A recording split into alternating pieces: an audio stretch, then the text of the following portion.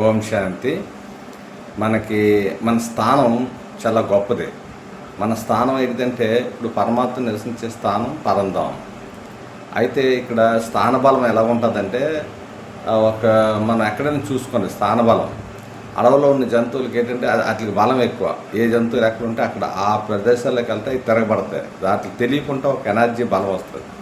అలాగే ఏ కంట్రీలు ఉన్నాయో వాళ్ళ కంట్రీలో ఉన్నప్పుడు వాళ్ళకి బలం ఎక్కువ, మళ్ళీ బయటకు వస్తే బలం ఉండదు. ముసలికైనా నీటిలో ఉన్నప్పుడు బలం ఎక్కువ, బయటకు వస్తే బలం ఉండదు, బలం తక్కువ. అలాగే ఏంటంటే ప్రతి ఒక్కరు ఒక వీధిలో కుక్కలు వచ్చాయి అనుకోండి, ఆ కుక్కలన్నీ ఉంటాయి. వేరే కుక్క ఏదైనా వస్తే ఇంకా స్థాన బలం అనేది చాలా గొప్పది. అంటే ఇక్కడ తెలియకుండానే ప్రతి ఒక్కరు ఏ స్థానంలో ఉంటారో ఒక శక్తి అనేది యథార్థంగా ఒక సిస్టమ్ ఉందనుక అటువైపు నుంచే పాస్ అవుతుంది. అందుకు అంగదని వాళ్ళు అంటారు, ఇక్కడ మీరు ఎవరో కూడా కాలు కూడా కదపలేరు. అయితే మన స్థానం ఏంటి, ఇక్కడ పరమాత్మ చెప్తున్నాడు అన్నమాట. అంటే భారతదేశంలో ఒక స్థానం, ఇది మొదట స్థానం ఏదంటే ఇక బృక్టి స్థానం. ఇది ఉంది కదా, ఇది బృక్టి స్థానం. ఈ బృక్టి స్థానం అనేది ఆత్మ నివసించే స్థానం మొత్తం అందరిలోనే. అందుకే భారతదేశంలో వాళ్ళందరూ ఏం చేస్తారంటే ప్రతి ఒక్కరూ బొట్టుని ఇక్కడ పెడతారు. మన దేవతా చిత్రాల్లోని అన్ని చూడండి, అన్ని చిత్రాల్లోని కూడా పురుషులకి స్త్రీలకి అందరికీ బృక్టి స్థానంలో బొట్టు ఉంటుంది. అది యథార్థం అనమాట. అంటే మనం నివసించే స్థానం అది. అందుకే మనకి ఆత్మకి శక్తి ఉంటుంది. భారతదేశంలో మహానుభావులు ఎంతోమంది ఉన్నారు, గొప్ప గొప్ప హిస్టరీ తిరగేస్తే వీళ్ళందరినీ ఒకసారి చూస్తే మనకు తెలుస్తుంది అన్నమాట. ఒక విధంగా ఒక చిత్రంలో చూపించారన్నమాట. ఒక కృష్ణుడికి బాణం వేసినప్పుడు కరెక్ట్గా ఈ బృక్టి స్థానం మీదకి ఇలా వెళ్ళి ఉండిపోద్ది అన్నమాట. అంటే అంత పవర్ఫుల్ శక్తి అని ఇది ఏం చేస్తుందంటే ఆపేస్తుంది.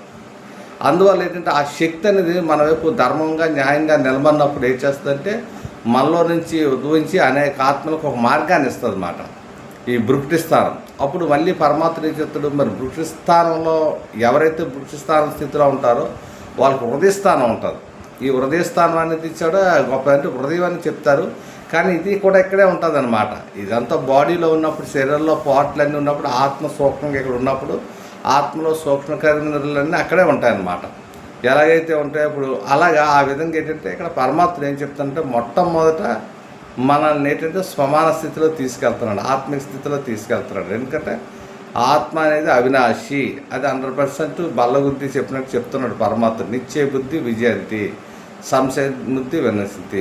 ఏం చేసిందంటే ఇప్పుడు మన యుద్ధం జరిగేది ఏంటంటే ఒక వ్యక్తులతోనే వాళ్ళతోనే కాదు, అంతర్యుద్ధం, బాహ్య యుద్ధం అంటారు.